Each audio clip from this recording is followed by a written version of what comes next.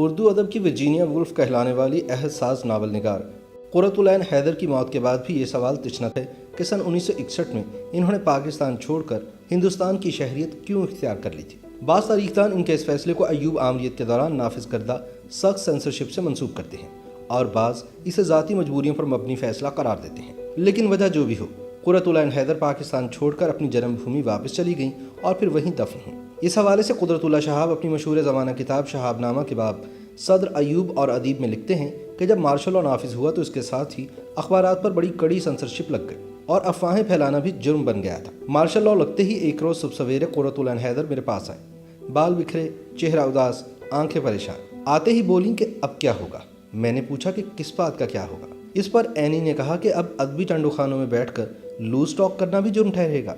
میں نے کہا ہاں، گپ شپ بڑی آسانی سے افواہ کے زمرے میں آ کر قابل گردن زنی قرار دی جا سکتی ہے۔ اس پر اینی نے بڑے قرب سے پوچھا تو گویا بھونکنے پر بھی پابندی عائد ہے؟ قدرت اللہ شہاب کے بقول انہوں نے مارشل لا کے ضابطے کے تحت بھونکنے کے خطرات اور خدشات کی کچھ وضاحت کی تو اینی کی آنکھوں میں آنسو تیرنے لگے۔ آنسو چھپانے کے لیے انہوں نے مسکرانے کی کوشش کی اور ٹھنڈی آہ بھر کر کسی قدر لاپرواہی سے کہا، ارے بھائی، روز روز کون بھونکنا چاہتا ہے؟ لیکن بھونکنے کی آزادی کا احساس بھی تو ایک عجیب نعمت ہے۔ شہاب لکھتے ہیں کہ میرا اندازہ ہے کہ قرۃ العین حیدر کے تحت الشعور نے اس روز اس لمحے پاکستان سے کوچ کرنے کا فیصلہ کر لیا تھا۔ پاکستان کے ادبی حلقوں میں تاثر بڑا پختہ ہے کہ قرۃ العین حیدر نے اپنے مشہور زمانہ ناول آگ کا دریا پر ہونے والی تنقید سے تنگ آ کر سن 1961 میں پاکستان چھوڑنے کا فیصلہ کیا تھا۔ محققین قرۃ العین حیدر کی انڈیا دوبارہ منتقلی کا جواز ان کے ناول پر ہونے والی تنقید کو ہی قرار دیتے ہیں۔ اس ضمن میں ان کی لکھی ہوئی لائنز کو پیش کیا جاتا ہے جس میں وہ کہتی ہیں کہ مہاجر خود کو یہاں محفوظ نہیں سمجھتے، وہ اس علاقے میں بس گئے ہیں لیکن پرانے وطن کو بار بار یاد کرتے ہیں۔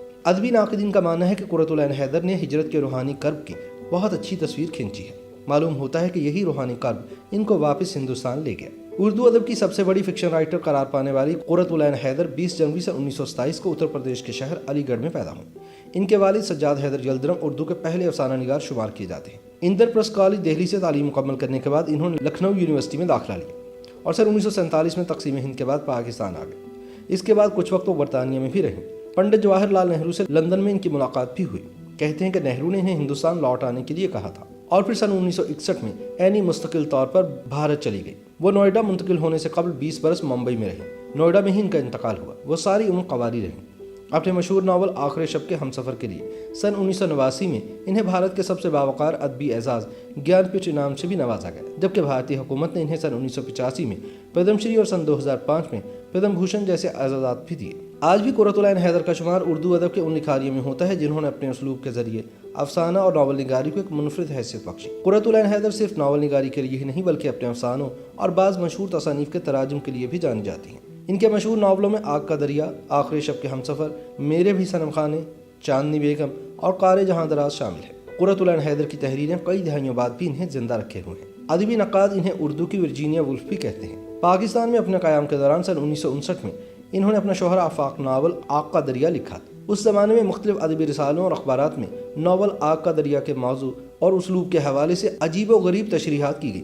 کسی نے لکھا کہ مصنفہ نظریہ تناسخ کی قائل ہے، کسی نے کہا کہ مصنفہ بدھسٹ ہے، ہندو ہیں، اسرائیل پرست ہیں، وغیرہ وغیرہ۔ کہا جاتا ہے کہ قرۃ العین حیدر کی ذات پر کیچڑ اچھالنے میں سراج رضوی نام کے ایک صاحب پیش تھے، جنہوں نے 20 اپریل سن 1960 کو جنگ اور مارننگ نیوز میں مضمون لکھا، جس میں اینی کو پاکستان اور اسلام دشمن قرار دے کر ان کے ناول آگ کا دریا پر پابندی لگانے کا مطالبہ کیا گیا۔ لیکن اس مضمون مہم کی گرد تب بیٹھ گئی جب قرۃ العین حیدر کی طرف سے قانونی نوٹس ملنے پر سراج رضوی نے معافی مانگ لی۔ ایک اور روایت کے مطابق مصنفہ کو اس ناول کی اشاعت کے بعد پاکستان میں بے حد ستایا گیا، ان پر عرصہ حیات تنگ کر دیا گیا اور بالآخر انہیں ہندوستان میں پناہ لینا پڑی۔ ہندوستان میں بھی اب تک یہی بات مشہور ہے کہ پاکستان میں ان کے ناول پر پابندی عائد کر دی گئی تھی۔ پھر یہ جھوٹی کہانی بھی کھڑی گئی کہ اس کتاب کی رائلٹی نے دونوں ممالک میں مصنفہ کو مالا مال کر دیا تھا۔ لیکن عبرتناک حقیقت یہ ہے کہ دسمبر سن 1959 سے لے کر آج تک مکتبہ جدید لاہور نے اس ناول کے قطعی فری ایڈیشن شائع کیے ہیں۔ جدید اردو ادب کی تاریخ میں یہ پہلا قصیر الاشاعت ناول ہے جس کی رائلٹی کا ایک پیسہ بھی اس کے لکھنے والے کو آج تک نہیں ملا۔